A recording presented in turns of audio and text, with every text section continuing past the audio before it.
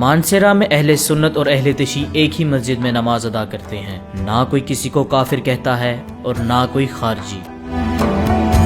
اس جامع مسجد میں تقریباً 13 سال سے بھی تھی ہوں۔ یہ مسجد ہمارے گاؤں کی قدیمی مسجد ہے اور یہ سنی اور شیعہ دونوں مسالک کی مشترکہ مسجد ہے، اور دونوں کئی عرصوں سے جو ہے وہ اکٹھے یہاں پہ نماز پڑھتے آئے ہیں۔ جماعت کا اہتمام بھی ہوتا ہے، ہمارا بھی ہوتا ہے، ان کا بھی ہوتا ہے۔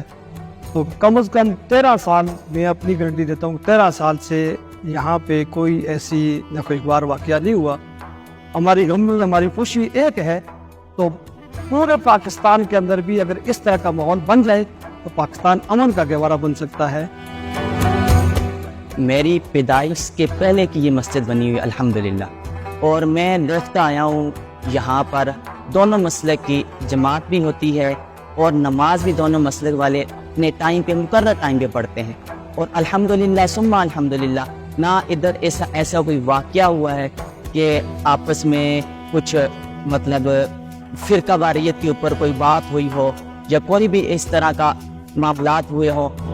پیرا گاؤں کی جامع مسجد امام حسین میں مذہبی رواداری کا یہ رنگ دہائیوں سے قائم ہے۔ جتنے بھی شیعہ سنی جو ہے وہ اسی مسجد میں نماز پڑھتے رہے۔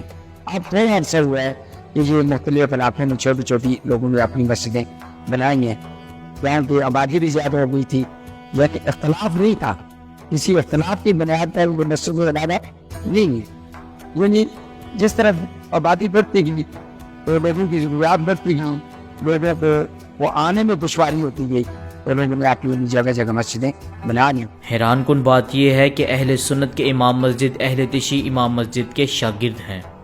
الحمدللہ اس مسجد کے پلیٹ فارم سے ہم مختلف کام بھی کرتے ہیں، سماجی کام بھی کرتے ہیں، سوشل کام بھی کرتے ہیں، اور ہر ایکٹیویٹی جو ہے جو معاشرے کی بہتری کے لیے ہے وہ اسی مسجد سے اس کا آغاز کرتے ہیں، اور اسی جمعے کے خطبے سے ہم اس کا آغاز کرتے ہیں اور ایک اچھا پیغام دنیا کو دینے کی کوشش کرتے ہیں۔ جہاں پر ہم دیکھتے ہیں کہ ہر وقت انتشار کی خبریں آ رہی ہیں، فرقہ واریت کی خبریں آ رہی ہیں، آپس میں لڑائی جھگڑے اور کشت و خون کی خبریں آ رہی ہیں، تو ایسے میں یہ پاکستان کے لیے ایک ماڈل مسجد ہے۔